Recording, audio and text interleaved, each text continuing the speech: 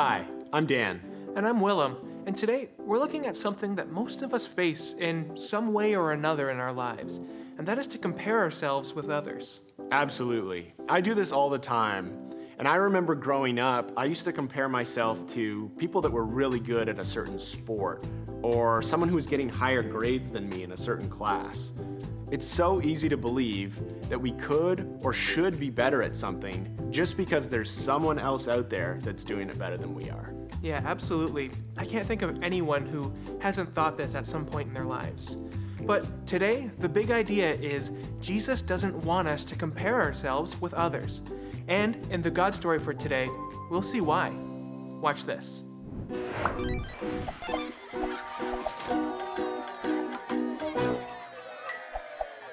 Welcome to Lynda's Aussie Adventures.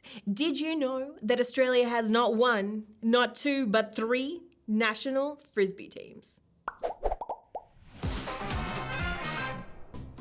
Hey, it's Lynda, and it is so great to be hanging out with you again today. Let me tell you a little bit about my oldest brother and sister. They are smart, like crazy smart. My sister has a PhD in the studies of tropomyosin 3 in human astrocytoma cells. Confused? Same. She's basically a cancer researcher. And my brother is an engineer on projects so top secret, I didn't even know what they are. Growing up with them, it was so hard not to compare myself to them and to be okay with the fact that that's not me. God didn't build me to be a scientist, but that's okay.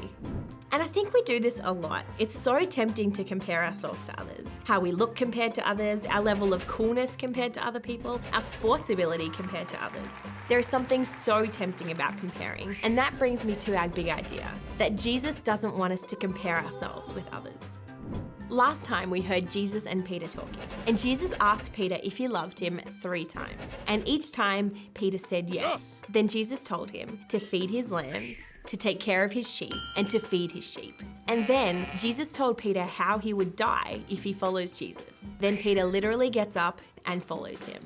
So, wondering what happens next? Well, Peter follows him, and then he turns around and he sees the disciple John behind him. Let's read what Peter asked Jesus, starting in John chapter 21, verse 21. "What about him, Lord?" Jesus replied, "If I want him to remain alive until I return, what is that to you? As for you, follow me." Peter was falling into that comparison trap. He was trying to compare his relationship with Jesus to John's relationship with Jesus. But Jesus made it clear, it doesn't matter to you, just follow me.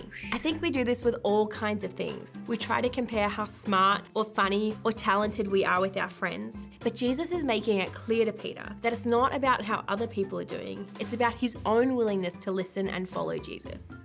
It can be tempting for us to try to figure out where we're at with Jesus compared to others, but Jesus doesn't want us to compare ourselves with others. And you know what's even kind of funny here? Other people miss the point of this altogether. They thought that Jesus was saying that John was never going to die, but that's not what he was saying at all. He was simply pointing out to Peter that he didn't need to worry about what Jesus was asking of John. The next verse tells us that John wrote down all these things to keep a good record of the things that happened. And that's where we're going to leave it today, because the big idea leaves us with a lot to think about, that Jesus doesn't want us to compare ourselves with others. This is a big idea that can be really hard for us to remember in the way we live our lives. Every day we want to compare ourselves to others, but Jesus wants us to love him, to follow him, and to let him be the Lord of our lives. So today, this week, when we start to do those comparison lists in our brains, remember, we don't need to compare because it distracts us from the far more important things. That's it for me. I'll see you again next week. Peter was close to Jesus, and he even had a moment where he compared himself to another disciple. But look at how Jesus handled it. He didn't say, "No worries, it's natural to compare yourself with others." He basically said, "Don't be distracted by what I have invited you to do." This is a very good reminder. Don't compare yourself to others. Jesus loves you for who you are. Absolutely. Many of you will know our friend Christian. Let's check in with him. He was willing to share on his experiences growing up and what God had showed him.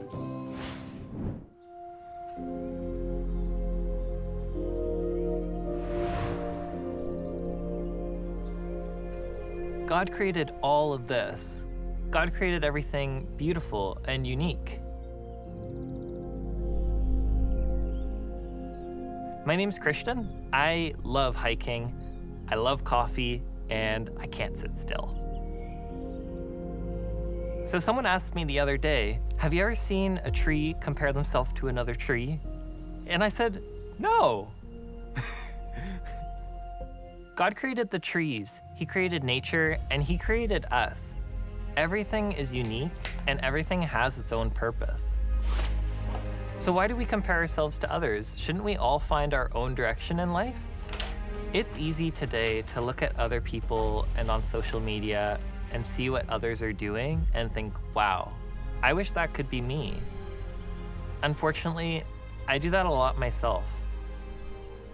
Growing up, I was never super great at sports. I would see other kids jumping super high, running super fast, and I wasn't terrible, but I just wasn't as good as some of the other kids in my class.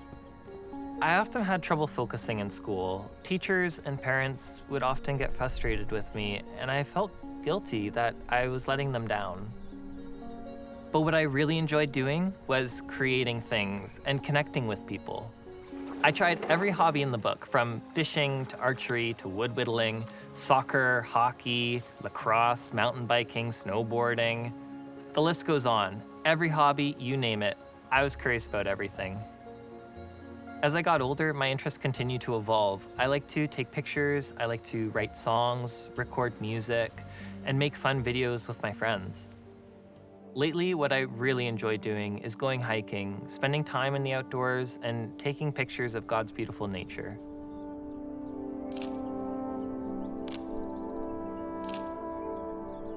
I enjoyed pursuing these different interests, but I would still look around and compare myself with other people I'd grown up with. I would see others doing very well in school and their career, and I felt I had to do what they were doing in order to be accepted. Just like the trees are each unique and serve a different purpose, I know I have skills that I can use to serve Him. So now I can do what I love, and it's led to some fantastic experiences that are unique to me. I've got to work on film shoots and some really exciting projects.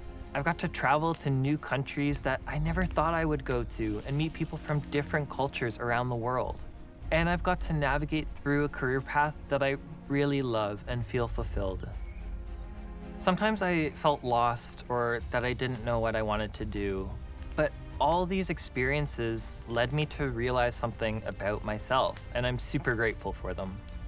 Maybe I wasn't good in one area where others were talented, but I was good in a different area where I could bring my own unique gifts and talents forward. God showed me that I'm unique, and that's awesome. He made me who I am, and I don't need to be like anybody else. I can use my skills and talents to serve others.